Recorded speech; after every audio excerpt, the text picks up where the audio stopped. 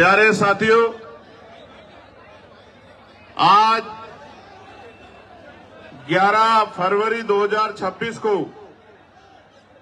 हम लोग दिल्ली के जंतर मंतर पर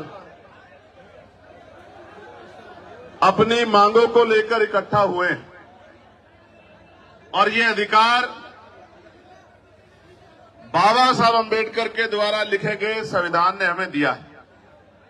और ये अधिकार सिर्फ हमें नहीं दिया, ये अधिकार देश के हर एक उस व्यक्ति को दिया है जो अपने ऊपर हुए अत्याचार, अन्याय, जुल्म, जाति, अपने अधिकारों पे हुए अतिक्रमण पे आंदोलन कर सकता है, विरोध दर्ज करा सकता है, पत्र लिख सकता है, प्रयास कर सकता है कि उसके ऊपर जो महसूस कर रहा है कि ये कानून गलत बना है वो कानून को वापस लिया जाए।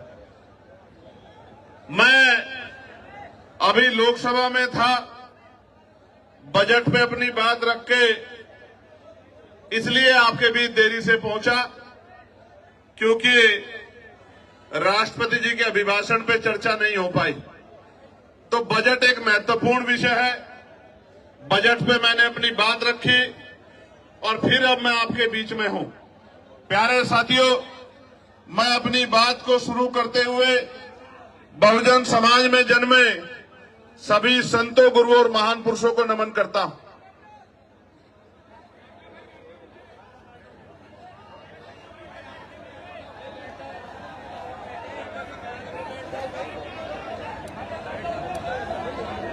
इसलिए नमन करता हूं क्योंकि मैं एक पढ़ा लिखा अधिवक्ता हूं, लोकसभा का सदस्य हूं,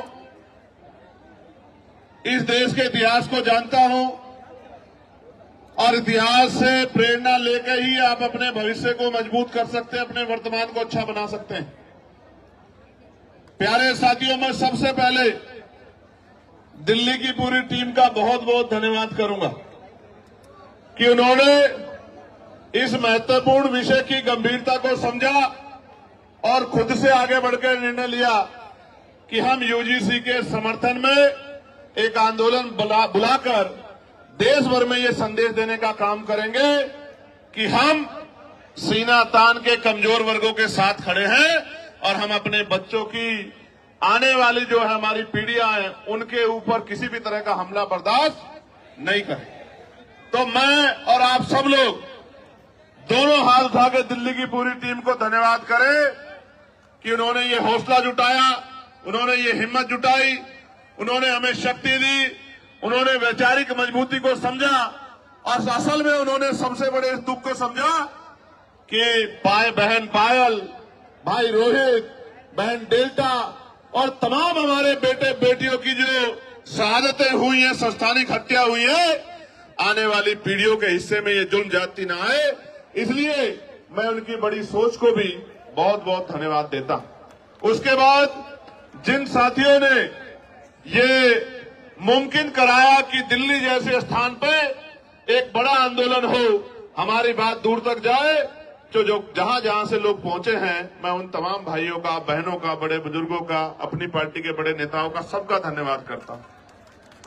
और जिनकी वजह से मैं लोकसभा में पहुंचा हूं, मैं उन भीम आर्मी आजाद समाज पार्टी के साथियों का और नगीना लोकसभा के समझदार लोगों का, नगीना लोकसभा बिजनौर जिले के साथियों का बहुत बहुत धन्यवाद करता हूं। प्यारे साथियों, इस आंदोलन की जरूरत क्यों पड़ी? क्योंकि लोकतंत्र में अगर आप अपने ऊपर होने वाले अन्याय के विरोध में आवाज नहीं उठाते तो ये मान लीजिए कि ये आपके ऊपर मुस्तैद कर दिया जाता है, आपके ऊपर थोप दिया जाता है कि आप इस बात को स्वीकार करते हैं। प्यारे साथियों, आप याद करके देखिए, इस देश में हमें कुछ भी मांगने से नहीं मिला।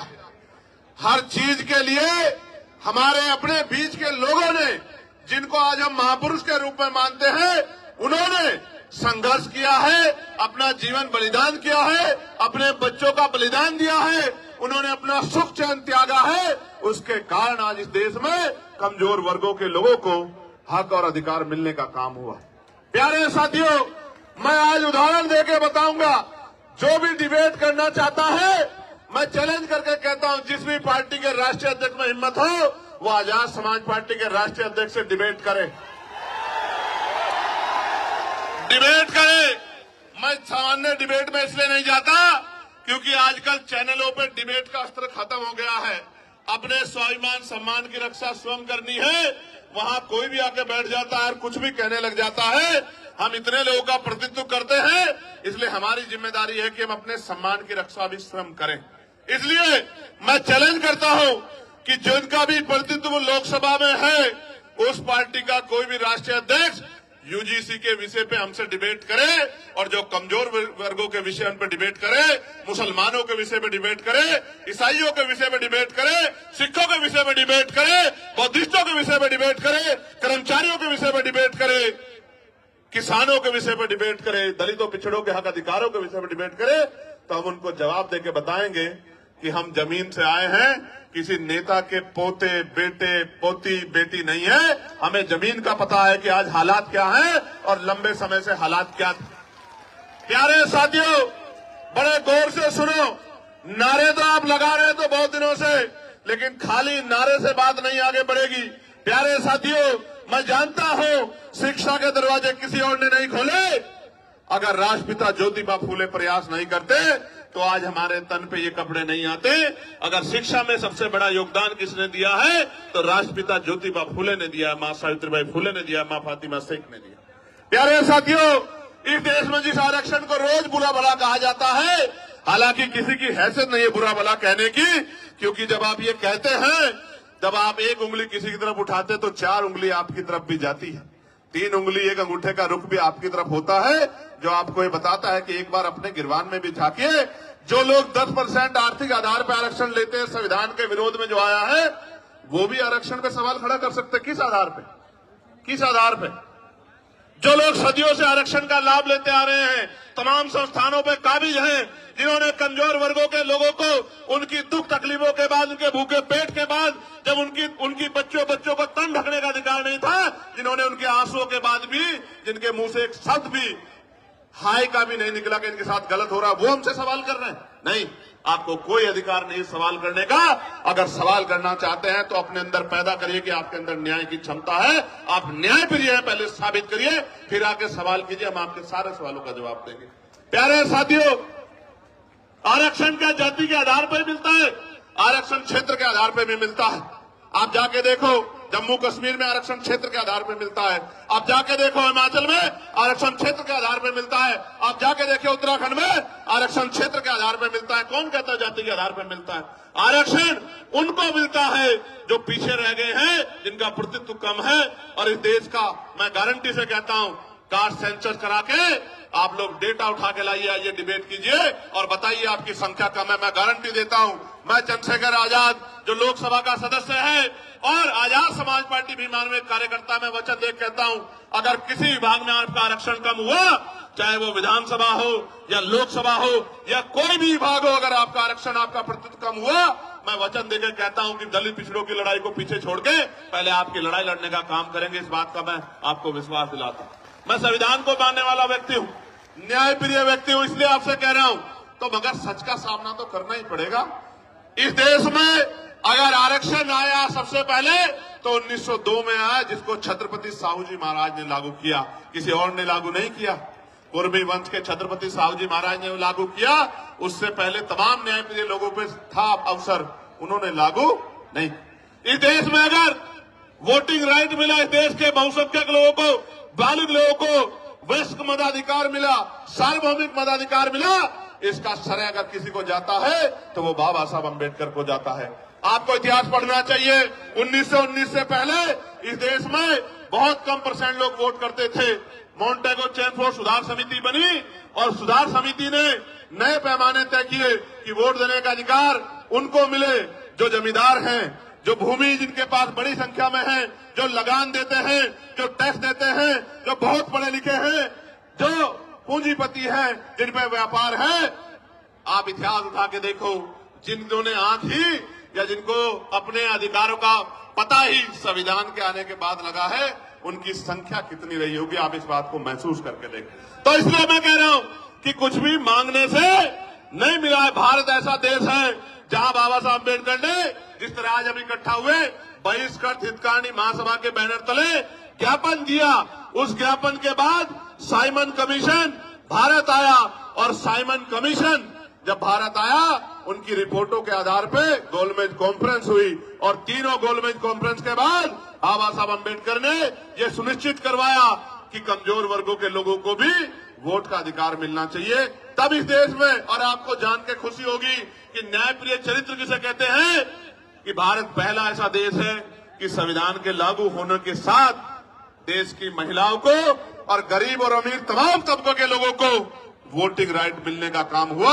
ये काम अमेरिका नहीं कर पाया, ये काम जर्मनी नहीं कर पाया, ये काम यूरोपियन कंट्री नहीं कर पाई, ये काम इंग्लैंड नहीं कर पाया। ये काम अगर किसने किया कि महिलाओं को बराबर का अधिकार मिले तो ये भारतीय संविधान में बाबा साहब अम्बेडकर ने किया। हिंदू कोड बिल पे इस्तीफा दिया जब महिलाओं को उनके अधिकार नहीं दिला पाए, पिछड़ों को उनके अधिकार नहीं दिला पाए। इसलिए हम तो लंबे समय से उपेक्षाओं से लड़ रहे हैं। मैं बात आपको क्यों बता रहा हूं, जब हम चारों तरफ देखते हैं तो मामना रामसु वर्मा दिखाई देते हैं, संत राम बी प्रजापति दिखाई देते हैं, मान्यवर काशी राम साहब दिखाई देते हैं, मान्यवर दीना भाना वाल्मीकि साहब दिखाई देते हैं। जब हम चारों तरफ देखते हैं संत गाडगे जी महाराज दिखाई देते हैं, नारायणा गुरु दिखाई देते हैं। जब हम चारों तरफ देखते हैं बाबू सिंहदयाल चौरसिया दिखाई देते हैं, परमानंद लोधी जी दिखाई देते हैं, अवंतिका बाई लोधी जी दिखाई देती है, जलकारी बाई दिखाई देती है, तमाम हमारे महापुरुष और वीरांगनाएं दिखाई देती है। ये सब कौन है? इन्होंने हमारी बस्ती में जन्म नहीं लिया, इन्होंने हमारे जिले में जन्म नहीं लिया, इन्होंने हमारे प्रदेश में जन्म नहीं लिया, मगर हम अपने मां बाप से ज्यादा इनका सम्मान करते हैं और इनके सम्मान पे खून की बूंद बूंद लगा सकते हैं। उसका कारण क्या है आप जानिए। उनका कारण ये है कि इन महापुरुषों ने अपने बच्चों को भी पीछे छोड़ दिया, इन्होंने हमारे लिए अपना पूरा जीवन जिया। इनकी वजह से आज हमें अधिकार मिले। इसका मैं उदाहरण बताता हूं। बाबा साहब अम्बेडकर ने अपने जीवन में 3 लोगों को गुरु माना। धार्मिक गुरु उन्होंने, न्यायिक गुरु के तौर पे उन्होंने महामानव तथागत बुद्ध को अपना गुरु माना। शिक्षा के क्षेत्र में उन्होंने राष्ट्रपिता ज्योतिबा फुले को अपना गुरु माना और अंधविश्वास पाखंडवाद को यानी कि विज्ञानवाद के तर्क के आधार पर बात करने के लिए उन्होंने गुरु कबीर जी को अपना गुरु माना। आप समझो, बाबा साहब ने राष्ट्रपिता ज्योतिबा फुले को गुरु माना, उनके दिखाए रास्ते पे चले, साहू जी महाराज के रास्ते पे चले। इसी वजह से वो सामाजिक न्याय की बात को मजबूती से रख पाए। कहां थे लोग जब इस देश में स्तन टैक्स लिया जाता था? कहां थे लोग इस देश में जब विधवा विवाह रोका गया था? कहां थे जब सती प्रथाएं होती थी? कौन खड़ा था इस बात को लड़ने के लिए जब महिलाओं को जिंदा जला दिया जाता था? वही महापुरुष खड़े थे जो समझते थे कि हर व्यक्ति के जीवन का मूल्य क्या है।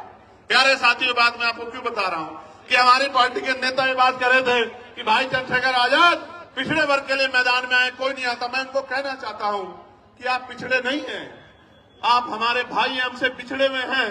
आप पिछड़े नहीं हैं, हम सब लोग पिछड़े हैं। आप हमारा परिवार हो, हमारे भाई हो, बस पिछड़े हुए हो, उन पिछड़ों को इकट्ठा करने के लिए हम लोग निकले। और आप ही नहीं, हर पीड़ित, शोषित, वंचित, किसान, कमेरा, वो चाहे बौद्ध हो, सिख हो, सामान्य जाति का भी कोई गरीब है, शोषित है, उसको भी हमारा अपना है, उसके लिए भी हम लोग खड़े हैं। मुस्लिम समाज के लोग, क्या हालत आज आपने देश में देखा? मजारें गिर रही हैं, खानकाहें तोड़ी जा रही हैं, मस्जिदों में बुलडोजर चल रहा है। और अयोध्या में क्या हुआ? जिस व्यक्ति पे आरोप लगा के उसका घर तोड़ दिया, उसको बंद रखा, कोर्ट ने उसको बरी कर दिया। अगर हिम्मत है तो मुख्यमंत्री माफी मांगे अपनी बात के लिए, जो बात उन्होंने असेंबली में खड़े होकर कही थी कि इस धर्म के लोग गुंडागर्दी करते हैं। मैं आपको खुद बताना चाहता हूं कि सब लोग पीड़ित हैं, सब लोग पिस रहे हैं। अभी एक नौजवान साथी मुझसे मिला, मुझसे कहने लगा भैया हमारा विषय उठाना। मैं पूछना चाहता हूं, सरकार न्यायप्रिय है तो आप मुझे बताओ, 2025 जुलाई में सरकार ने जवाब दिया कि सेंट्रल यूनिवर्सिटियों में पिछड़े वर्ग के professor, assistant professor, associate professor की 80% रिक्तियां है। कितने परसेंट? 80% रिक्तियां। आदिवासी समाज की 83% रिक्तियां और शेड्यूल कास्ट की, अनुसूचित जाति की 65% रिक्तियां। मैं पूछना चाहता हूं, कोई भी डिपार्टमेंट तभी तो चलेगा जब उसको चलाने वाले लोग होंगे। जिस डिपार्टमेंट में, जिस विभाग में 80% पद खाली पड़े हैं, वहां कौन हमारी पीड़ा को सुन रहा है जब हमारा आदमी वहां है ही नहीं? तो हमें न्याय वहां कहां से मिल सकता है? 45 सेंट्रल यूनिवर्सिटियों में 38 जो है, जो वाइस चांसलर है, कुलपति है, वो सामान्य जाति के हैं। हमारा विरोध ये नहीं है कि सामान्य जाति के हैं, हमारा विरोध ये है कि 45 में से 38 कितने परसेंट बैठता है कि SC ST OBC के लोगों में काबिलियत नहीं है? किस आधार पे आप ये बात कहना चाहते हो? एक SC का, एक ST का, 5 OBC समाज के जिनकी संख्या 52%, उनको 12% भी नहीं मिल रहा है। इसलिए आंदोलन करना पड़ता है, इसलिए यहां आना पड़ता है। हम तो जानते हैं, मैं आपको इस मंच से कह रहा हूं, फिर कह रहा हूं, याद करो फूले साहब को, याद करो साहू जी महाराज को, याद करो पेरियार को, याद करो रामसु वर्मा जी को, याद करो बाबू जगदेव प्रसाद कुशवाहा जी को, याद करो जगन्नाथ कपूरी ठाकुर जी को, याद करो ब्रह्मानंद लोधी जी को, याद करो संतराम BA प्रजापति जी को, याद करो शिवदराज चौरसिया जी को, याद करो। और मैं आपको भी कहता हूं, मुस्लिम समाज के मेरे भाइयों, कि अगर सर सैयद अहमद खान नहीं होते तो एक यूनिवर्सिटी भी आपके लिए नहीं बनती। आपको आइडिया नहीं है, कोई आपको पूछने वाला नहीं है। और अगर आपके लिए यूनिवर्सिटियां नहीं होती, आपको तालीम नहीं मिलती, तो आपको इस देश के सिस्टम में आने का मौका ही नहीं मिलता। जब आप डॉक्टर इंजीनियर IAS IPS वकील जज नहीं बन पाते, तो आपको कलम में ताकत नहीं होती, आप कहां से किसी का भला कर पाते? आप तो अपना भला भी नहीं कर पाते। आपने देखा उनके बाद 2 लोगों ने यूनिवर्सिटी बनाने का काम किया, और दोनों के परिवारों का क्या हाल है? आजम भाई के परिवार का क्या हाल है आप देखो, और इकबाल भाई के परिवार का क्या हाल है सहारनपुर में आपने देखा। अगर वो कोई व्यापारी को वो बना लेते तो कोई दिक्कत नहीं थी। यूनिवर्सिटी बना के पढ़ाओगे और उनको सिस्टम में लाओगे तो लड़ाई हो जाएगी, बस असल बात ही। मैं आपको ये बता रहा हूं मेरे प्यारे साथियों, प्रदेश का, देश का कोई डिपार्टमेंट उठा के देख लो, अगर आप बैकलॉग ढूंढोगे तो मैं लिख के देता हूं कि अगर बैकलॉग भरा जाए तो आज ही 5, 7, 10 lakh schedule caste, schedule tribe, backlog, backward के लोगों को नौकरी, सरकारी पक्की नौकरी मिलने का होगा। लेकिन इन सरकारों ने क्या कर रखा है? इन्होंने ठेके संविदा पे अपने लोग रख रखे, कम पैसे में लोग रख रखे। जो लोग रख रखे उनको पूरा पैसा नहीं मिलता, कॉन्ट्रेक्चुअल जॉब दे रखी है, क्योंकि आरक्षण ना देना पड़े SC ST OBC के लोगों को। इसलिए मैं आपको कहना चाहता हूं, ये जो UGC आया, मैं इसका धन्यवाद करूंगा, इस गाइडलाइन का। इसके आने से कई लोगों के चेहरे बेनकाब हुए, जो कहते थे हम सेकुलर हैं, हम न्याय प्रिय हैं।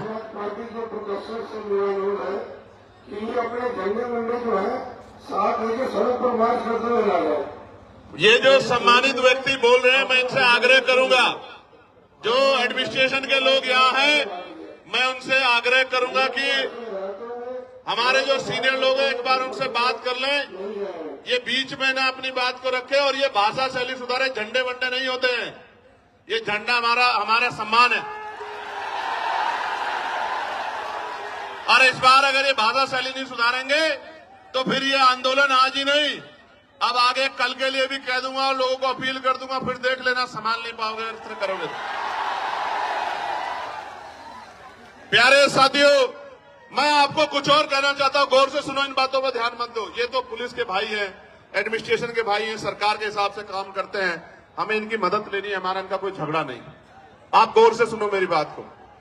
कई लोगों के चेहरे बेनकाब हुए, कई पार्टियों के चेहरे बेनकाब हुए, कई नेताओं के चेहरे बेनकाब हुए, कई सामाजिक संगठनों के चेहरे बेनकाब हुए, और सबसे ज्यादा बेनकाब अगर कोई नारा हुआ है तो वो नारा है जो नारा लग रहा था कि जात पात की करो विदाई, हिंदू हिंदू भाई भाई।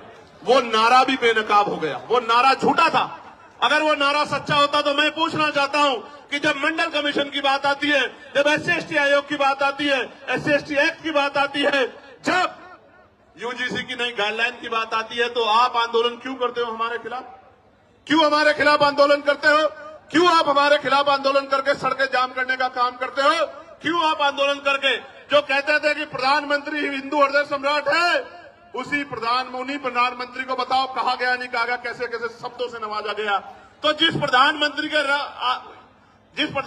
राज में आपको EWS मिला, उन्हीं प्रधानमंत्री को जब एक आपको काल्पनिक ऐसा लगा कि भाई हमारे बच्चों के ऊपर जो है जांच बैठ सकती है, उनपे जो है उनपे मुकदमा दर्ज हो सकता है, सिर्फ काल्पनिक, कोई मामला सामने नहीं आया। हम पे तो उदाहरण है, मैं बताऊंगा पूरी बात में, हम पे उदाहरण है, कोई मामला सामने नहीं आया तो आप आंदोलन करने चले आए। क्योंकि जब भी मंडल कमीशन कहां से हिंदुओं के खिलाफ था, मुझे बताओ। अगर मेरे भाइयों को कुछ मिल रहा है और मैं विरोध कर रहा हूं तो मैं कहां से उनका भाई हुआ, आप मुझे बताओ। देखो, बहुत कुछ बेनकाब हुआ। बेनकाब ये हुआ है कि जाति सत्य है, जाति सत्य है। और जाति को ठुकराया नहीं जा सकता। जिसको हिंदू हृदय सम्राट कहते थे, उसी को जाति के आधार पर गाली देने का काम करते। इसका मतलब जब तक वो व्यक्ति आपका काम करेगा तब तक आप उसको पलकों बिठा के रखोगे। जैसे ही वो कोई और इनका रोल भी नहीं यूजीसी में, तो आप उनको गाली देने लग जाओगे। ये है जाति का सत्य। मैं और बताता हूं, हाथ कंगन को आरसी क्या और पढ़े लिखे को फारसी क्या। कल ही एक मामला हुआ एक बैंक में, 2 बेटियां थी। वो एक बेटी कहती है कि मैं ठाकुर और दूसरी बेटी वो ब्राह्मण समाज की है। मैं तो तमाम महिलाओं का सम्मान करता हूं, लेकिन आप देखो कि उन्होंने क्यों नहीं कहा कि मैं हिंदू हूं, और दूसरी बेटी ने क्यों नहीं कहा मैं हिंदू।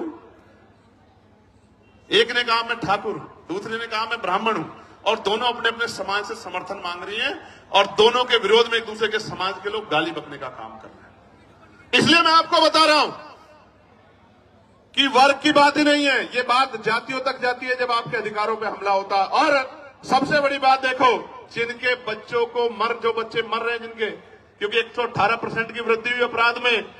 ये मैं नहीं कह रहा हूं, ये सरकार के आंकड़े कह रहे हैं, एजेंसियों के आंकड़े कह रहे हैं। 118% की वृद्धि हुई। और कानून की ये गाइडलाइन कैसे बनी? सुप्रीम कोर्ट ने ऑर्डर किया कि गाइडलाइन बनाओ यूजीसी को। यूजीसी ने गाइडलाइन बनाई, हमने नहीं बनाई। और उस गाइडलाइन में जैसे ही पिछड़े वर्ग के लोगों को जोड़ा, क्योंकि गाइडलाइन तो 2012 में बनी थी, 2012 में बनी थी, लेकिन जैसे ही पिछड़े वर्ग के लोगों को जोड़ा, तत्काल विरोध शुरू हो गया। मैं आपको बताना चाहता हूं कि इस नारे के पीछे अगर कुछ है तो वो पिछड़े वर्ग के लोगों का विरोध है। इस बात को मेरी आप याद रखना। ये सरकारें, इनकी सोच पिछड़ा वर्ग विरोधी है। और हम इस बात को इसलिए लड़ रहे हैं क्योंकि हम जानते हैं कि राष्ट्रपिता ज्योतिबा फुले हमारे लिए लड़ रहे थे, छत्रपति साहू जी महाराज हमारे लिए लड़ रहे थे, ईवी पेरियार रामानायकर स्वामी प्यारेलाल यादव हमारे लिए लड़ रहे थे, महामना राम सुवर्मा चौधरी महाराज सिंह भारती सर छोटूराम चौधरी चरण सिंह हमारे लिए लड़ रहे थे। इसलिए आज हम यहाँ सीना तान के खड़े हैं कि हम अपने भाइयों को अकेला नहीं महसूस होने देंगे, हम उनके साथ। प्यारे साथियों, यूजीसी की बात हुई है, मैं पूछना चाहता हूं, कोई ऐसा प्रोटेस्ट बताओ जो यूजीसी के विरोध में हुआ हो और पुलिस ने उन पर लाठी चलाई हो। कोई एक विरोध आप मुझे बताओ पूरे देश के अंदर, या उनको पकड़ के खींचा हो, या उनके कार्यक्रम में इस तरह से माइक उठा के बीच बीच में कहा हो कि भाई आपके लोग कम है, आपके लोग ज्यादा। कभी हुआ क्या? लेकिन जैसे आप लोग आंदोलन करने आए, कहां बीएचयू में, कहां गोरखपुर यूनिवर्सिटी में, कहां लखनऊ यूनिवर्सिटी में, कहां जेएनयू में, कहां डीयू में, आपको पीट भी रहे हैं और पीट के उठा के बंद भी कर रहे हैं। क्योंकि जो समाज प्रभावी होता है, जिनके पास मीडिया होता है, जिनके अधिकारी होते हैं, जिनकी एजेंसियां होती हैं, जिनके पास वॉइस होती है, उनकी छोटी से छोटी बात भी लाखों मील तक दूर जाती है। और जिनकी आवाज नहीं होती उनको हत्या करके लटका दिया जाता है। तो चारों तरफ सुनसान, चारों तरफ इस तरह का चुप्पी होती है कि जैसे कुछ हुआ ही नहीं। इस देश में क्या नहीं सहा हमने, क्या नहीं सहा इस देश में। हमने लक्ष्मणपुर बातें कांड सुना, जहां हमारी माओ के पेट चीर के और जो बच्चे थे पेट में उनको निकाल के तलवार की नोक पे खड़ा कर दिया। क्या नहीं देखा हमने इस देश में? इस देश के दलितों, पिछड़ों, मुसलमानों, आदिवासियों ने क्या नहीं सहा? कितने दंगे, कितने जुल्म, कितनी लाशें हमारी जो है, क्या क्या क्या बयां करूं मैं, क्या क्या नहीं सहा इस देश में? कितने दंगे, कितनी एनसीआरबी का डेटा क्या कहता है, कितनी बच्चों की इज्जत लुटती है। मैं कहता हूं सार्वजनिक करो, रिकॉर्ड उठा के बताओ कि जिन बच्चों की 1 लाखों की संख्या में इज्जत लुटती है, किस समाज की, किस समाज की? बताओ एक समाज को। क्योंकि ये समाज सोया हुआ है, इनको नहीं पता कि रोज इनकी बच्चियों को, बेटियों को कहीं ना कहीं प्रदेश में, देश में जुल्म जाति का शिकार होना पड़ रहा है। और जब न्याय मांगने जाते हैं तो लाठियों से स्वागत होता है, अपमानित गालियां दी जाती है। इसलिए मैं कह रहा हूं कि ये नारा तार्किक नहीं है, जो नारा लगा के आपको लंबे समय से बेवकूफ बनाया जा रहा है। ये नारा तार्किक होता तो मैं गारंटी देता हूं कि यूजीसी गाइडलाइन के खिलाफ कोई आदमी सड़क पे नहीं आता। वो कहता कि यूजीसी गाइडलाइन, अच्छा डर कौन, डरेगा कौन? कानून कितने हैं देश में? 302 है, 304 है, 308 है, 307 है। कितने कानून है? इतने कानून बने हुए हैं, हर कानून का दुरुपयोग हो सकता है। कोई दुरुपयोग का एक तो मामला आता। 2012 से SC/ST के उसमें गाइडलाइन बनी हुई है, आप पे 10 मामले हैं जो आपके खिलाफ फर्जी दर्ज हो गए हो। कुछ तो होगा आपके पास जिसके आधार पे आप कह रहे हो, लेकिन कोई तथ्य नहीं है। एक ही तथ्य है कि हमें अपराधी मान ले। हम कहां अपराधी मान रहे हैं भाई? हम कौन है अपराधी मांगने वाले? कन्वेंशन रेट कहता है कोर्टों का। हम तो किसी को सवाल नहीं करते कि जब हाई जुडिशरी में, हाई कोर्ट में और सुप्रीम कोर्ट में हमारा रिप्रेजेंटेशन नहीं होता, हम तो तब भी सवाल नहीं करते। हम जैसा गूंगा बहरा कौन लोग होगा? बताओ कौन होगा? कौन होगा? हमसे ज्यादा सीधा सच्चा व्यक्ति तो इस देश में कोई भी नहीं होगा जो जुल्म भी सहता है और चुप भी रहता है। जानवर भी अपने हक के लिए लड़ते हैं, हम लोग तो अपने हक के लिए भी लड़ पाते। हमसे ज्यादा सीधा भोला कौन होगा? और इसी भोलेपन का फायदा लंबे समय से उठाया जा रहा है। प्यारे साथियों, इसका एक उदाहरण बताता हूं कि क्यों लड़ना पड़ता है। मध्य प्रदेश में 90 के बाद, जब मंडल कमीशन के बाद आरक्षण लागू हो गया पिछड़े वर्ग के लोगों को, तो आज भी वो भैया खड़ा है। 13% आरक्षण वहां जो संवैधानिक 27% मिला है, उसमें से भी 13% मिलता है। वो रोज आंदोलन करते हैं। यही सुप्रीम कोर्ट उस मामले को, फाइल को नीचे दबा के रखता है। क्यों नहीं सुनता? जब आपने एक दिन पहले पीआई दाखिल हुई और अगले दिन सुनवाई कर ली, तो हमें पीड़ा होती है कि जब 69,000 शिक्षक भर्ती का मामला उत्तर प्रदेश का सालों भर पड़ा रहता है कोर्ट में, जब 27% रिजर्वेशन का मामला सालों पड़ा रहता है और आप कभी सुनवाई नहीं करते हो। मेरे आज भी याद है जब डिमोशन हुए थे उत्तर प्रदेश में, एक पूर्व की सरकार थी, जब उनके निगरानी में डिमोशन हुए थे, इसी सुप्रीम कोर्ट ने कहा था कि पहले डिमोशन कराओ, उसके बाद हम सुनेंगे। मैं पूछना चाहता हूं, जब हमारे हकों की बात आती है तो क्यों चुप्पी थाम लेते हो आप? हम तो उम्मीद लगा के बैठे हो कि आप न्याय के देवता हो, आप न्याय की मूर्ति हो, आप न्याय करोगे। क्या ऐसा गाइडलाइन में जिसमें गाइडलाइन ना पड़ी हो? आप मुझे बताओ, क्या उसमें आर्थिक रूप से कमजोर वर्गों को उद्देशिका में नहीं जोड़ा गया? आर्थिक रूप से कमजोर वर्ग ईडब्ल्यूएस में सारे सामान्य जाति के बच्चे, तो कैसे सामान्य जाति के खिलाफ हो गया? इसमें महिलाओं को जोड़ा गया है, इसमें दिव्यांगजनों को जोड़ा गया है, कैसे किसी के खिलाफ हो गया? और कहा गया कि भाई इसमें नोटिफिकेशन में ये नहीं रखा कि सामान्य जाति के प्रतिनिधि होंगे। मैं कहता हूं 38 जब कुलपति सामान्य जाति के हैं तो आपका रिप्रेजेंटेशन कौन कर देगा? जब इतना बैकलॉग है ओबीसी, एससी, एसटी का, तो आप हमें तो गारंटी देता हूं, जो समता समिति बनेगी बनवा लो। ओबीसी के, एसटी के प्रोफेसर नहीं मिलेंगे आपको, असिस्टेंट प्रोफेसर, सीनियर प्रोफेसर मिलेंगे नहीं। आप, मेरा चैलेंज, आप चेक करवा लो। तो इसलिए मैं कह रहा हूं, प्यारे साथियों, मंडल कमीशन आया था, मंडल कमीशन 2 सिफारिशें लागू हुई, अभी बाकी सिफारिशें चूकित हुई। कभी कोर्ट को नहीं लगता कि ये सिफारिशें लागू होनी चाहिए, कभी नहीं लगता, कभी नहीं लगता। और निजी क्षेत्रों में हम लोग पार्लियामेंट में बिल लेके आए, प्राइवेट मेंबर बिल, की निजी क्षेत्रों में एससी, एसटी, ओबीसी के लोग आरक्षण मिलना चाहिए। क्यों मिलना चाहिए भी सुनो। निजी क्षेत्र बनता कैसे है? निजी क्षेत्र इस तरह बनता है कि सरकार जमीन देती है, 1 रुपए लीज पे हजारों बीघा जमीन, फिर उसको लोन देती है, फिर टैक्स में छूट करती है। इस तरह की छूट वो किसानों को, मजदूरों को, गरीबों को, अल्पसंख्यकों को, मुसलमानों को, आदिवासियों को नहीं देती। इतने सब प्रावधानों के बाद तब जाके वो प्राइवेट सेक्टर बनता है। तो जो सारा ही सरकारी पैसे से बना हो, सारा ही सरकारी जमीन पे बना हो, तो उसमें कमजोर वर्गों को हिस्सेदारी क्यों नहीं मिलनी चाहिए? कोई पूछने वाला है क्या? इसलिए हमने कहा कि निजी क्षेत्रों में भी आरक्षण की व्यवस्था होनी चाहिए। और आज इसकी देश की सच्चाई ये है, आपको जानना चाहिए देश की सच्चाई। सच्चाई ये है कि कितने ही जो शहर हैं जिनको कहा जाता है स्मार्ट सिटी, उनमें सफाई कर्मचारी सीवर में उतरते हैं, सीवर में मर जाते हैं। 7,000, 8,000, 9,000, 11,000 पे, 13,000 पे मजबूर है काम करने के लिए। मैं आपको जिम्मेदारी के तौर पे कहना चाहता हूं, जानबूझ के जाति के आधार पे ये काम दिया गया है और जाति के आधार पे इसके वेतन का निर्धारण किया गया है। पक्की नौकरी छीन के ठेकेदारी सुविधा पे नौकरी देके आज भी हमारे लोग गटर में मरते। किसी को दुख क्यों नहीं होता? क्यों नहीं सुप्रीम कोर्ट संज्ञान लेता? एक मुख्यमंत्री असम का ये कहता है कि 5 की जगह 4 रुपए दो, इतना सताओ कि ये प्रदेश छोड़ के भाग जाए। जो वीडियो जारी करता है जिसमें सीने पे गोली मारने का जो है निर्देश दिया गया है, मैं पूछना चाहता हूं सुप्रीम कोर्ट सुमोटो क्यों नहीं लेता है?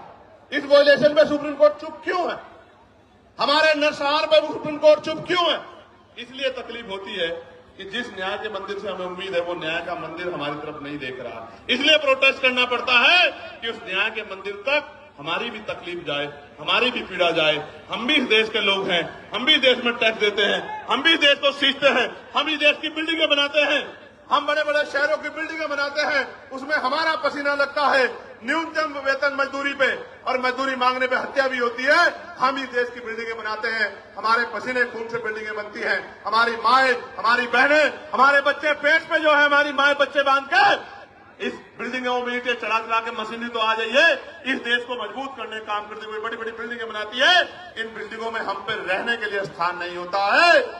ये सब हमारे सामने। सरकार कहती है हम प्रधानमंत्री आवास योजना चला रहे हैं, लेकिन आप देखो हल्द्वानी में कैसे बसे बसाए लोगों को उजाड़ने का काम किया जा रहा है। इसलिए दर्द होता है कि चारों तरफ हमें कोई सुनने वाला नहीं। प्यारे साथियों, मैं कर्मचारियों की पीड़ा को समझता हूं। ठेकेदारी सुविधा पे जिस तरह उनको लूटा जा रहा है, मैं इस बात को समझता हूं। मैंने कहा कि जो भूमिहीन कमजोर हैं, जिनको पट्टे दिए गए थे दलित पिछड़े वर्ग के लोगों को, वो सारे पट्टे छीनने का काम सरकारें कर रही है, गुंडागर्दी कर रही है, भूमाफिया कर रहे हैं। लेकिन सुप्रीम कोर्ट संज्ञान नहीं लेता और अगर फाइल जाएगी, और मैं दूसरों की नहीं कहता, मैं अपने मामलों को जो अन्याय मेरे साथ हुआ इनको लेकर सुप्रीम कोर्ट जाऊंगा। आप देखना कितने कितने दिन बाद फाइलों का मौका मिलेगा, आप निर्धारण करना। मैं कहना कहा ना, प्रत्यक्ष प्रमाण की जरूरत नहीं है। मैं भी जाऊंगा सुप्रीम कोर्ट बहुत जल्दी, अगले 10 दिन के अंदर। मैं देखूंगा कि हम कमजोरों की पीड़ा को भी इस तरह सुना जाता है क्या, जब सरकार हम पे जुल्म करती है, जब सरकारें हम पे अन्याय करती है, निर्दोष होते हमें जेल भेजने का काम करती है, हम पे रासुकाएं लगाती है, हमारे बच्चों को पीटने का काम करती है, हमारी हड्डियां तोड़ने का काम करती है, हमें करंट लगाने का काम करती है, तो ये सुप्रीम कोर्ट हमारी पीड़ा को भी सुनता नहीं सुनता। मैं जाऊंगा। प्यारे साथियों, आज इस देश में शिक्षा बाजार बन गई है, शिक्षा बाजार बन गई है। गरीब आदमी अपने बच्चों को अच्छी पढ़ाई नहीं दिला सकता, कोई पूछने वाला नहीं है। बच्चे पढ़ेंगे नहीं तो आगे कैसे जाएंगे? और जो चला जाता है वो हिंसा का शिकार हो जाता है, जातीय भेदभाव का शिकार हो जाता है। मैं दूर नहीं जाता, कहते हैं ना कि भाई उदाहरण की जरूरत पड़ती है। मीडिया के साथी यहां हैं। वर्ष 2012 में वर्धमान, जो अब सफदरजंग है, महावीर मेडिकल कॉलेज में SC/ST समुदाय के MBBS कर रहे छात्रों को फिजियोलॉजी के लिखित टेस्ट में जाति देखकर जानबूझ के फेल किया गया। आरोप लगे, जांच हुई और आपको जान के अचरज होगा, छात्रों की शिकायत पे जब दर्ज हुई, सरकार ने कमेटी बनाई जिसका नाम था मुंगेकर कमेटी। मुंगेकर कमेटी की जांच में पता लगा कि SC/ST के बच्चे के पेपर पे अंकित जाति देख के चुन चुन के फेल किया गया। तो हमारे मन में सवाल क्यों ना पैदा हो कि हमारे साथ कास्ट बेस्ड डिस्क्रिमिनेशन होता है। और ऐसा ही नहीं, कमेटी की रिपोर्ट पे कोर्ट ने उन छात्रों को मात्र पास ही नहीं किया, दोषियों के खिलाफ 10-10 लाख रुपए का मुआवजा देने के लिए आदेश दिए और दोषियों पे कार्रवाई की। मैं इसलिए आपसे कह रहा हूं कि होता है डिस्क्रिमिनेशन, कास्ट बेस्ड डिस्क्रिमिनेशन होता है, इसलिए तो हम कह रहे हैं। और हमने थोड़ा ही गाइडलाइन बनाई, हमारी पीड़ा को आपने कहा सुना, सुप्रीम कोर्ट के आदेश को आपने सुन के गाइडलाइन बनाई। मैं धन्यवाद करूंगा कि उन गाइडलाइनों को हमारे पढ़े लिखे लोगों ने पढ़ा। भाई देखो, दो तरह का समाज है अभी। एक वो जो हाशिए पे गांव में रहता है, लेकिन वो मेहनत मजदूरी करके उनके पिताजी भी अपने बच्चे को यूनिवर्सिटी भेजने का काम कर रहे हैं। यूनिवर्सिटी क्यों भेज रहे हैं? कि मेरी गरीबी, बेबसी, लाचारी, परेशानी, बीमारी, तकलीफों को ये मेरा बेटा पढ़ लिख के doctor, engineer, IAS, IPS professor बन के 2 रुपए कमा के सम्मान का जीवन खुद भी जिएगा, मेरी तकलीफों को भी दूर करेगा, मेरे दरिद्र को भी काटेगा। वो बच्चा पढ़ने आता है लेकिन वो उत्पीड़न का शिकार हो जाता है। और ये मैं नहीं कह रहा हूं, ये एजेंसियों की रिपोर्ट कह रही है, इसलिए इस आधार पर गाइडलाइन बनी है। प्यारे साथियों, बातें तो बहुत है कहने को, लेकिन मैं ये कह रहा हूं, ये सच है कि जहां आपकी आवाज नहीं होगी वहां सुनवाई नहीं होगी। इसलिए आपको अपनी आवाज को मजबूत करना पड़ेगा। आज इस आंदोलन का पहला चरण है, आज यहां है, कल राष्ट्रीय अध्यक्ष भीम आर्मी के नेतृत्व में भोपाल में होगा। 9 तारीख को राजस्थान में हुआ था। हम लोग इतनी चैन से नहीं बैठने वाले हैं। हमें जब मुझसे कोई पूछता है कि चंद्रशेखर भाई कैसे आए जीत के, तो मैं कहता हूं मैं नहीं आया, मेरे लोगों ने मुझे चुन के भेजा है, क्योंकि आज उनकी आवाज को उठाने वाला कोई भी नहीं है। आज उनके दर्द पे, उनकी दर्द पीड़ा पे बोलने वाला कोई नहीं है। मेरी क्या औकात थी कि मैं आ जाता लोकसभा में? मेरे लोगों ने वोट और नोट देके मुझे चुन के भेजा है। मेरी जिम्मेदारी बैठती है कि अगर उनकी तरफ आंच है, उनकी तरफ उंगली उठे तो मैं भी बोलूं और अपने साथ के जागरूक लोगों को भी बोलने के लिए तैयार करूं। इसलिए आज ये आंदोलन हो रहा है। प्यारे साथियों, इस देश में संविधान है, आर्टिकल 25-26 है, धार्मिक आजादी है। मैंने आज ही पार्लियामेंट में पूछा कि आप ये बताओ, तमाम त्योहारों पे आप व्यवस्था करते हो, लेकिन भगवान बुद्ध की जयंती पे, संत कबीर जी की जयंती पे, गुरु रविदास जी की जयंती पे, पेरियार जी की जयंती पे, फूले जी की जयंती पे, साहू जी की जयंती पे, तमाम जो हमारे महापुरुष हुए हैं, मुस्लिम समाज में भी हुए, सिख समाज में भी हुए, जैन समाज में भी हुए, बौद्ध समाज में भी हुए, उनकी जयंतियों के अवसर पे, उनके धार्मिक आयोजनों पे आप बजट क्यों नहीं देते हो? बताओ। आप ईद पे क्या बजट खर्च करते हो? आप मुहर्रम पे क्या बजट खर्च करते हो? आप शब बारात पे क्या बजट खर्च करते हो? क्या इस देश के धन पे कुछ ही लोगों का अधिकार है कि ये देश, ये सरकार सबका साथ सबके विकास के झूठे के नारे के साथ क्यों खड़ी है? ये कहे कि धन तुम्हारा और अधिकार हमारा, धन तुम्हारा अधिकार हमारा, हम अपने लोगों को देंगे, ये सच बताने का काम करें। हम जानते हैं सच क्या है। प्यारे साथियों, मैं लगातार उन विषय को पार्लियामेंट में उठाने का काम करता हूं। हमारी संख्या कम है, इसलिए मुझे समय कम मिलता है, लेकिन ये संख्या कम हमेशा नहीं रहेगी। ये संख्या हमेशा कम नहीं रहेगी। हमें लड़ाई लड़नी पड़ेगी, और अगर हम चुप रहे ज्यादा दिन तक, वो दिन दूर नहीं है कि हमारी आने वाली पीढ़ियां इस देश में पुनः गुलाम हो जाएंगी। गुलामी की बेड़ियां काटने के लिए हमें संघर्ष करना पड़ेगा, और क्रांति की ज्वाला में अपना बलिदान देने के लिए सतत तैयार रहना पड़ेगा, क्योंकि महापुरुषों ने संघर्ष किया था तो हम लोगों को अवसर मिला है, और अगर आज हम लोग संघर्ष करेंगे तो आने वाली पीढ़ियों को अवसर मिलेगा। और अगर हम लोगों ने चुप्पी थाम ली, निजी स्वार्थों में चुप हो गए, जिस तरह हमारे कुछ नेताओं ने अपने लोगों का हाथ छोड़ के और ये कहा कि भाई हम इनके साथ है, मैं कहना चाहता हूं आपको सबके साथ रहना चाहिए, लेकिन गलत को गलत और सही को सही तो कहना चाहिए। अगर गलत होता तो मैं भी उनकी बात करता, लेकिन जब गलत नहीं है तो सिर्फ वोट के लिए आप उधर चले गए। जब आप पावर में नहीं हो तो आज आप उधर जाके खड़े हो गए हो, कल आप पावर में होंगे तो मैं कैसे उम्मीद करूं कि आप हमारे लोगों के बारे में सोचोगे। ये बहुत बड़ी चिंता हमारे समाज के सामने, हम गरीब, कमजोर, दलित, पिछड़े मुसलमानों के सामने देश में आ गई। प्यारे साथियों, चारों तरफ अंधेरा है, चारों तरफ चुप्पी है, सब लोग आंखें बंद करके बैठ गए हैं। ऐसे दौर में अगर हम लोगों ने भी आंखें बंद कर ली तो मैं लिख के देता हूं कि लड़ने की हिम्मत टूट जाएगी। मेरी बात को आप याद रखें। जब मैं ये लड़ाई लड़ रहा हूं, आपको नहीं पता इसके बाद मुझे क्या मिलेगा। मीडिया में जो उस तरह की सोच के लोग हैं, वो मेरे खिलाफ राजनीतिक प्रोपगंडा चलाएंगे, झूठे प्रोपगंडा चलाएंगे। वो जो अधिकारी उस सोच के हैं, वो मुझे, मेरी पार्टी कार्यकर्ताओं को तोड़ने की कोशिश करेंगे, झूठे मुकदमे लगाएंगे। लेकिन मैं आपको बताना चाहता हूं, जीवन एक बार मिला है, जीवन बार बार नहीं मिलता। मौत कल की आती आज आ जाए, हम अपने लोगों के हितों से किसी भी कीमत पे समझौता नहीं करेंगे। और अगर हम जैसे लोग चुप हो गए, हम जैसे लोग बैठ गए, तो मैं लिख के देता हूं कि फिर कोई हिम्मत नहीं कर पाएगा कि वो लड़ाई को लड़ ले। प्यारे साथियों, लड़ाई बड़ी महत्वपूर्ण है। आज आपने इतनी बड़ी संख्या में जुट के ये संदेश सरकार को दे दिया कि आप लोग कमर कसे हुए बैठे हो, मेरे एक आदेश का इंतजार कर रहे हो। मैं आपको विश्वास दिला के बताता हूं, चंद्रशेखर आजाद के लिए, आजाद समाज पार्टी के एक सिपाही के लिए, हमारे नेताओं के लिए, कार्यकर्ताओं के लिए समाज हित पहले है, व्यक्तिगत हित बाद में है। हम मिट तो सकते हैं, लेकिन समाज के हितों से समझौता करके झुक नहीं सकते। मेरी बात को आप याद रखें।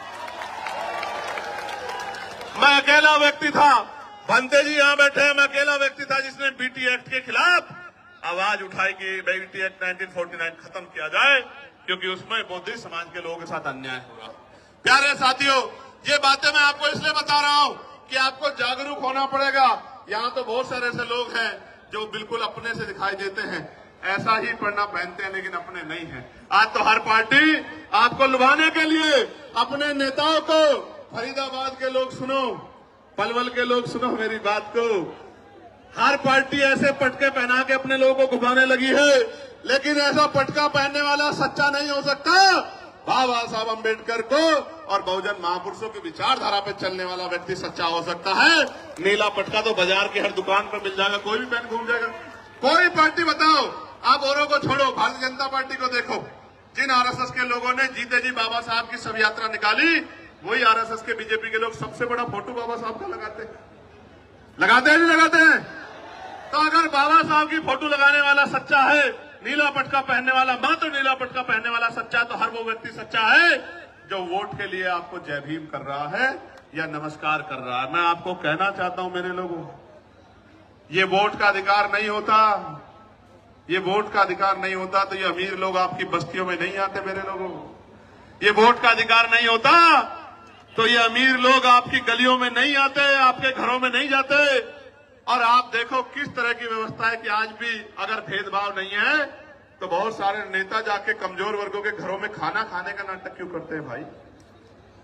खाना खाने का नाटक क्यों करते हैं? इसलिए करते हैं कि वो एहसास कराना चाहते हैं कि हम बदल रहे हैं। आप बदलते तो हमारे खिलाफ विरोध क्यों करते?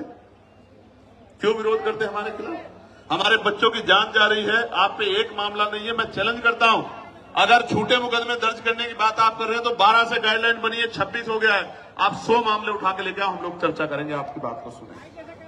लेकिन मैं मानता कि अगर आपने यूनिवर्सिटी में बैठे अध्यापकों ने, प्रोफेसरों ने, यूनिवर्सिटी में पढ़ने वाले उन बच्चों ने जो आज डर रहे हैं, अगर आगे बढ़ के उन्होंने कहा होता कि डिस्क्रिमिनेशन हो रहा है, कानून बनाओ, तो मैं स्वागत करता कि आपका चरित्र न्याय है। प्यारे साथियों, मैंने पहले भी कहा, वही डरेगा जो अपराध करेगा। जो अपराध नहीं करेगा वो क्यों डरेगा? मैंने कहा कि जो अपराध नहीं करना चाहते वो बच्चे पढ़ रहे हैं, क्योंकि इस देश के मीडिया के चैनलों में हमने सुना जब किसान आया था तो किसान नहीं आया था, खालिस्तानी आए थे, खालिस्तानी। जब एनआरसी का आंदोलन चल रहा था तो मुसलमान नहीं लड़ रहा था, जैन सिंह बोध नहीं लड़ रहा था, पता नहीं क्या क्या नाम दिए गए थे। जब अपने हकों के लिए दलित पिछड़े आते हैं, आदिवासी आते तो नक्सली कहा जाता है। इसलिए मैं इस टीवी को सुन के ही समझ आता है कि जो अभी कुछ दिन पहले आंदोलन कर रहे थे वो आंदोलनकारी नहीं थे, वो आंदोलनकारी नहीं थे, क्योंकि जो जिनको पढ़ना है वो तो पढ़ रहे हैं। मैंने तो अपने बच्चों से कहा कि आप मत जाओ कहीं भी, आजाद समाज पार्टी है, भीम आर्मी है, हमारा लीगल सेल है, आर्य जी है, रजनीश जी है, हम लोग लड़ेंगे ना भाई। जिनको हम लोग वोट देते हैं उनकी क्या जिम्मेदारी है कि वोट लेके हमसे मुंह फेर लें? फिर हमारे लिए लड़ने की जिम्मेदारी किसकी है? आंदोलन करने की जिम्मेदारी किसकी है? सरकार से सवाल पूछने की जिम्मेदारी किसकी है? विरोध प्रदर्शन करने की जिम्मेदारी किसकी है? और अगर ये काम नहीं कर रहे हैं तो वो हमारे नेता नहीं हो सकते हैं। अगर अपने हमारे बच्चों को लड़ने के लिए आना पड़ा तो हमारे नेताओं को शर्म आनी चाहिए। तो इसलिए मैं उन बच्चों को विश्वास दिलाने के लिए, जो पढ़ रहे हैं जेएनयू में, डीयू में, जो पढ़ रहे हैं पटना यूनिवर्सिटी में, जो पढ़ रहे हैं लखनऊ यूनिवर्सिटी में, प्रयागराज यूनिवर्सिटी में, बीएच यूनिवर्सिटी में, उत्तराखंड, उन सब बच्चों को ये बताने के लिए आया हूं कि हमारे लिए राजनीति बाद में, समाज हित पहले, अपने बच्चों का भविष्य पहले। हम अपने बच्चों को विश्वविद्यालय में मरने नहीं देंगे, इसलिए हम लोग आज मैदान में जंतर मंतर पे खड़े। प्यारे साथियों, मुझे साथियों ने आते बताया कि कुछ लोग उल्टे सीधे सवाल पूछ रहे हैं। मैं आपको कहना चाहता हूं, इन उल्टे सीधे सवालों से देखो, अपने ही 4 आदमी वो लेके आएंगे और अपना एक कैमरा और वो लेके आएंगे और उनके आगे कर देंगे और उनसे उल्टे सीधे सवाल पूछेंगे, वो उल्टे सीधे जवाब देंगे। इन बातों से अब हम लोग सोशल मीडिया समझदार हो गए। अब ये बातें चलने वाली नहीं, अब ये बातें किसी मोर्चे पे चलने वाली नहीं है। मैं ताजा उदाहरण बताता हूं आपको, मैं कहना नहीं चाहता था मगर बताता हूं, पता लगना चाहिए आप लोगों को। मैं पिछले 20-25 दिन से सहारनपुर नहीं गया, क्योंकि लगातार मैं अपने लोकसभा क्षेत्र के मुद्दों को उठाने के लिए पार्लियामेंट में कोशिश कर रहा हूं। और इस बीच में हमने रैलियां की, आगरा की रैली की, फिर हमने कन्नौज की रैली की, फिर हमने 8 तारीख को संत कबीरनगर की रैली की। तो एक घटना मेरे जिले में घटी, जहां शोभा यात्रा निकालने के लिए परमिशन को लेकर विवाद हुआ। अब उन बच्चों से कहलवाया गया कि भाई चंद्रशेखर भाई ने मदद नहीं की। पहली बात तो बच्चे मुझे कभी मिले ही नहीं, ना मैं छुटमलपुर जाता हूं। मैं यहां से जाता हूं तो अपनी जिम्मेदारी अदा करने के लिए नगीना जाता हूं, नगीना से निकलता हूं तो देश भर में जाता हूं। मैं कभी आराम करने छुटमलपुर जाता नहीं, तो बच्चे मुझसे कभी मिले ही नहीं। वो मुझे कुछ बताते तो मैं उनके लिए लड़ता, हल करने के लिए कोशिश करता। हालांकि कोई ऐसा थोड़ा जो मेरी बात टाल दे वहां, आप समझ रहे हो भाई। राजनीतिक रूप से भले ही मैं वहां बहुत मजबूत नहीं, लेकिन सामाजिक रूप से इतना मजबूत हूं, मैंने इतना काम किया, किसी को भी कह दूंगा वो अपनी नाक नीची करके मेरी बात को मान लेगा, इतना दम मैं रखता हूं। लेकिन काम की बात जानो, वो बच्चे मेरे पास आए नहीं, मैं घर गया नहीं, लेकिन चलाया गया कि देखो चंद्रशेखर भाई ने मदद नहीं की। भाई आप मुझे बताओ, मेरे पास कोई मामला नहीं आएगा, मैं कैसे मदद कर दूंगा? आप बताओ।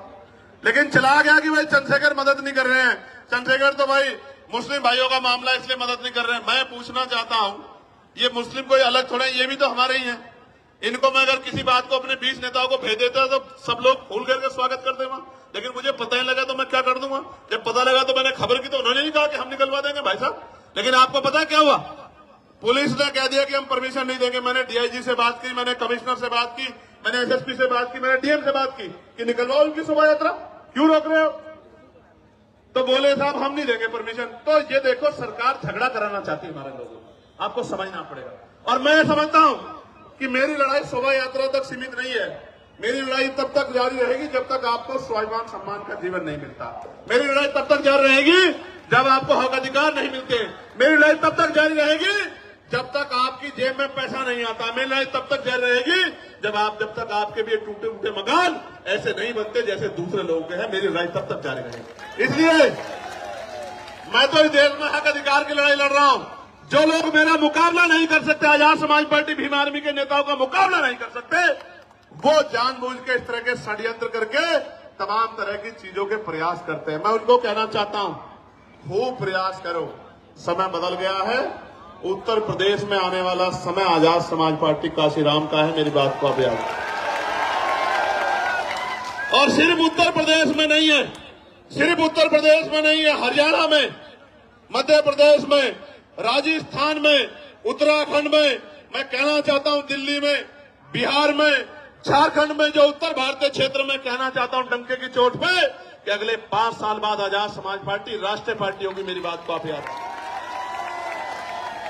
क्योंकि हर व्यक्ति के पास समस्या है, आजाद समाज पार्टी पे समाधान है।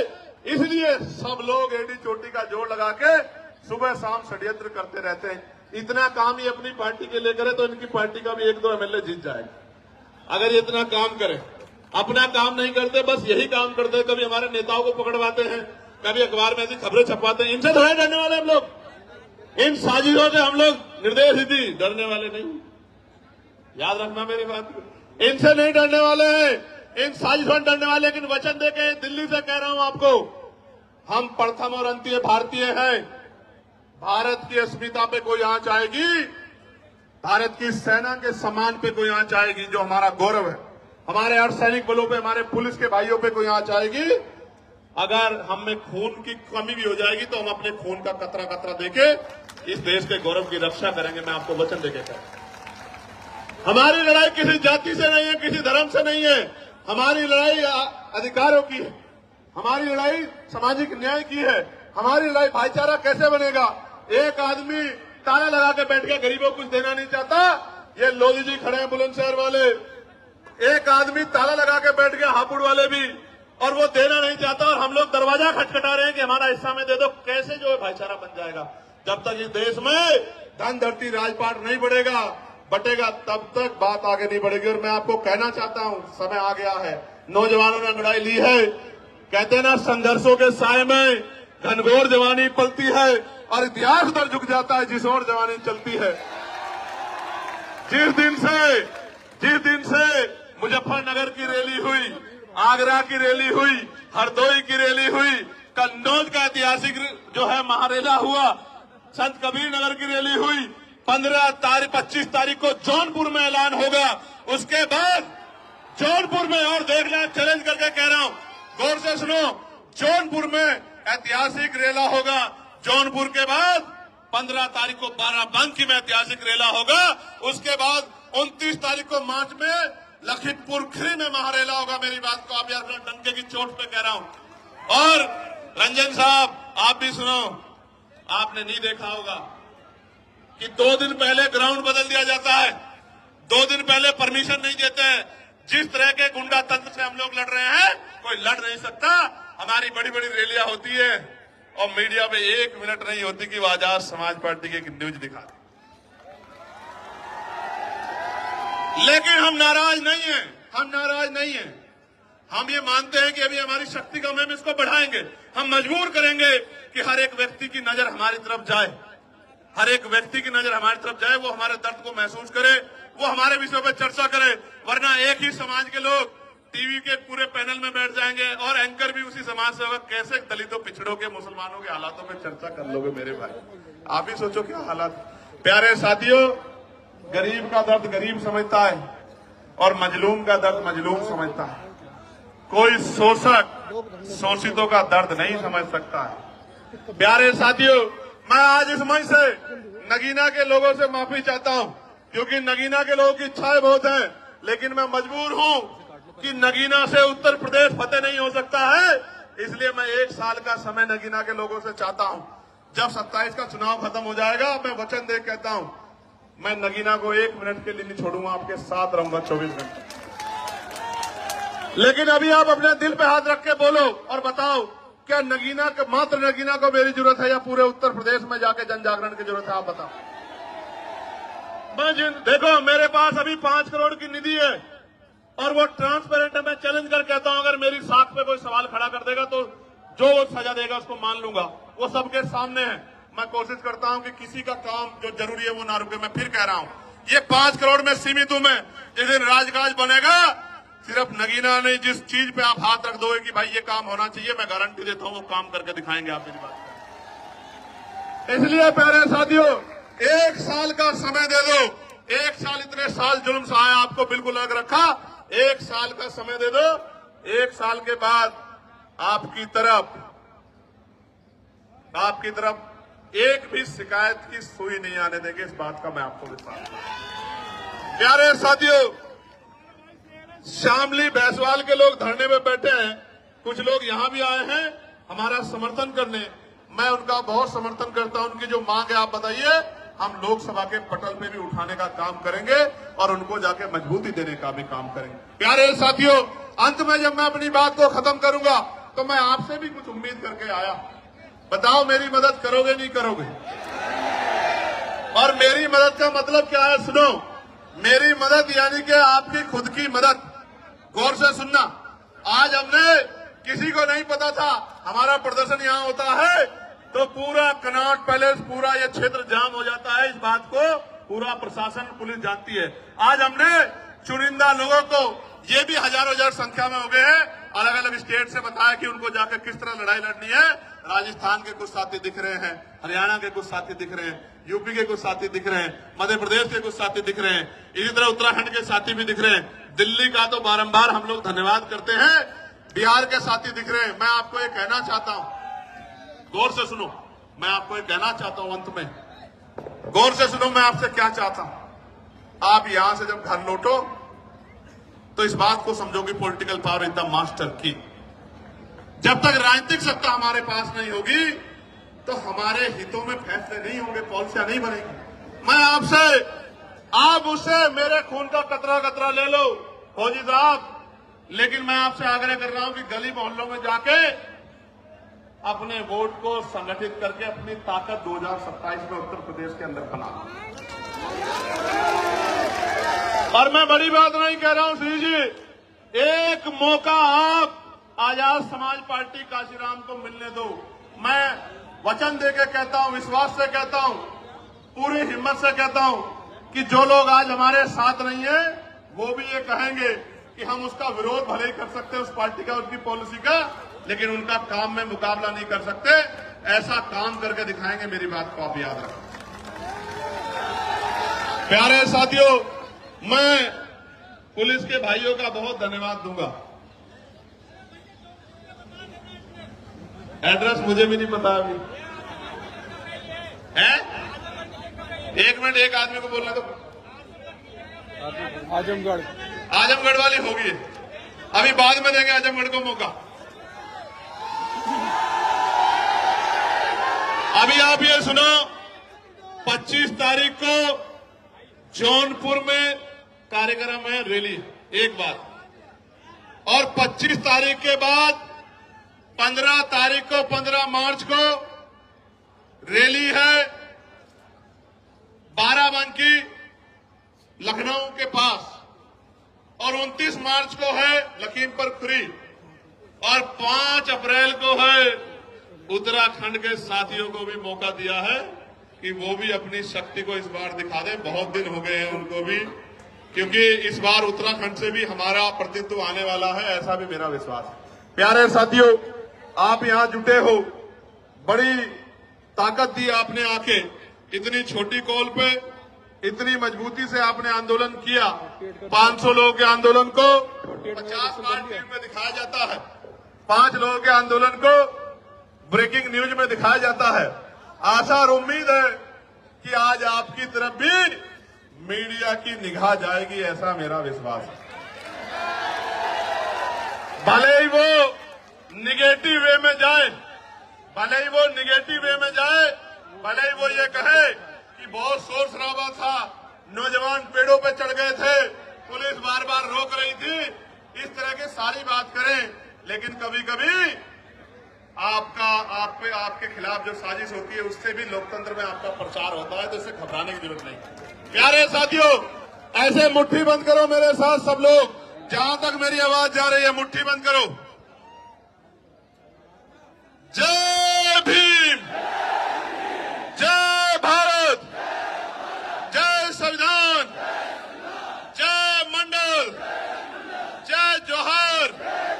आवाज दो, आवाज दो। यूजीसी गाइडलाइन लागू करो, कुर्सी खाली करो, यूजीसी गाइडलाइन लागू करो, कुर्सी खाली करो, बाक लोग भरो,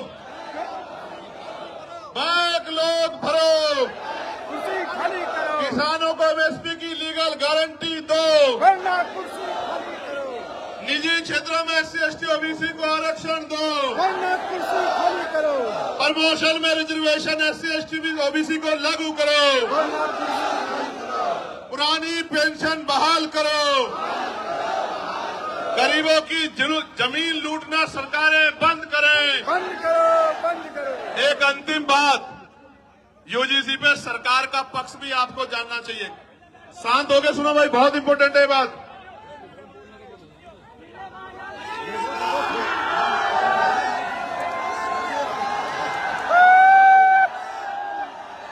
एक मिनट सुनो, अभी चर्चा करेंगे, खत्म कर रहे हैं, सुनो इंपॉर्टेंट बात सुनो भाई, सुनो आगे जो है, आगे सुनो जो खड़े। देखो, जब ये यूजीसी गाइडलाइन के खिलाफ कोर्ट में गए लोग, तो सरकार की जिम्मेदारी थी कि वो पैरवी करती।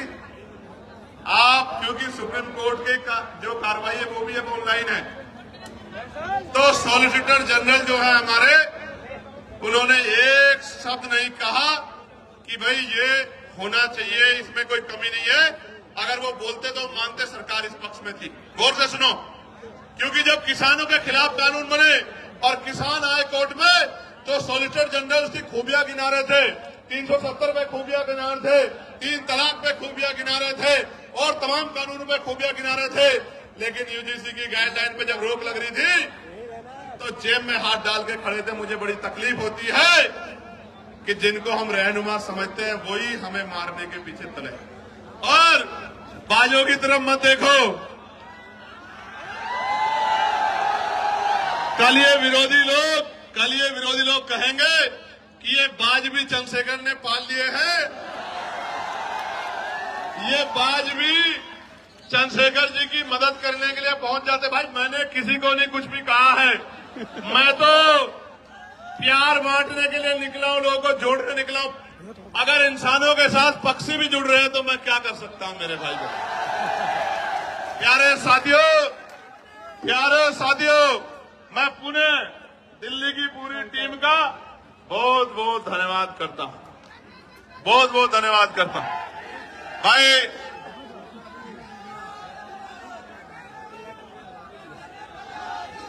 एक मिनट शांत हो जाओ, सुनो भाई सुनो, जो लोग मेहनत करते हैं उनका सम्मान होना चाहिए। मैं धन्यवाद दूंगा भाई बालक राम बोध जी का, महेश पहवाल जी का, भाई हिमांशु जी का और सीपी सिंह जी का और आर्य जी का, अनिल सागर जी का, हमारे एडवोकेट सुमन साहब का, और जो बाकी लोग हैं वो और मैं एक